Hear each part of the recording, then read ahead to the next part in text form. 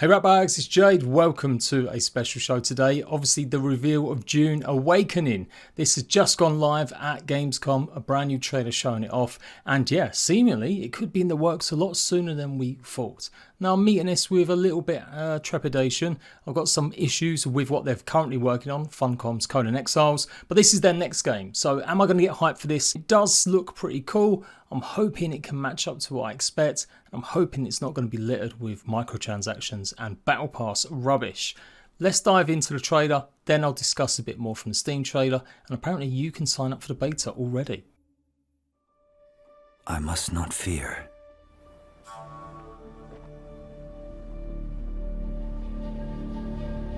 Fear is the mind killer.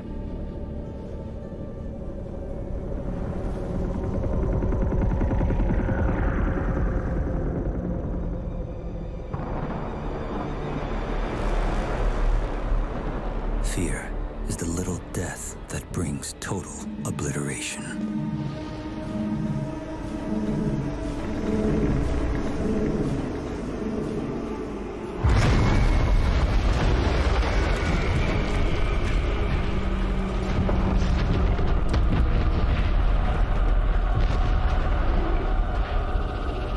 I will face my fear. I will permit it to pass over and through me. And when it has gone past, I will turn the inner eye to see its path. Where the fear is gone, there will be nothing.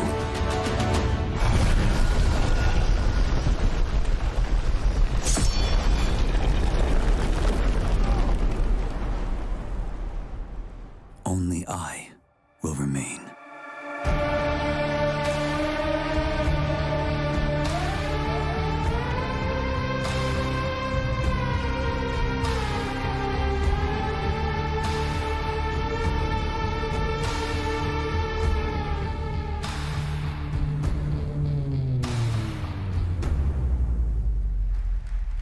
So it is going to be coming to consoles as well as PC. It's pretty clear from the advertising marketing, but next gen only, not older gen. That's kind of what everyone's got to get used to now, I guess. And yeah, I fully expect it to be a full-blown PvP style game as well.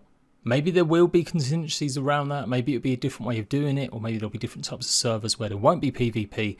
But yeah, rise from survival to dominance in a vast and seamless Arrakis shared by thousands of players. DUNE Awakening combines the grit and creativity of survival games with the social interactivity of large persistent multiplayer games to create a unique and ambitious open world survival MMO. Survive the most dangerous planet in the universe, build shelters against sandworms, maintain your still suit and master the old ways to walk even the deepest deserts, avoid or be devoured by the colossal sandworms that dwell beneath the sands. Explore the ever-changing face of Arrakis, walk the ruins of long-forgotten biological testing stations, scavenge the wreckage of fallen spaceships, and wander the dusty halls of abandoned sietches. Head into unmapped sectors and be the first to discover secrets and riches before the Coryllis storms once again shift the sands and alter the landscape. Control the spice, control Arrakis. Hunt for spice blooms and deploy your harvester, then protect it from opportunist raiders and rival factions. Soak the sand in blood as massive battle shifts seamlessly from foot to vehicle and from ground to ornithopters in the sky. Make plans with plans. Make a name for yourself among the inhabitants of Arrakis. Wield intrigue and force to influence the Landsraad and impact the world. Build your own faction through spice harvesting, trade, subterfuge and open conflict. Awaken the sleeper. Tailor every aspect of your character, consume spice to conquer your senses and acquire powerful abilities, hone your craft to become sought out for the finest creations, construct your fortress in the style of your choosing, the journey is yours to shape. Quick scan over the actual website and it's got a couple more little pictures which look kind of cool. Obviously vehicular combat is going to be something very different, I think, from a lot of survival games we've come to expect or play, and that mix though is still maybe a bit of a primitive affair. Guns and stuff, we're not too sure how deep that's going to go. If you follow the story and lore, that there's not a huge market for explosions and explosives and stuff, because like the world outlawed nuclear weapons because everyone could just basically have a nuclear weapon in their hands. I'm not a law nerd. I probably got that wrong. But it's along them lines. So it still probably will be more of a focus on combat, melee combat. But maybe with these vehicles being able to fire harpoons or bolts and stuff like that. We'll have to see how it goes. But yeah, they've got 3 studios working on this. They've brought up 2 other satellite studios, I do believe. And they've got one that worked on previous games, a lot of combat or driving mechanics for other games as well.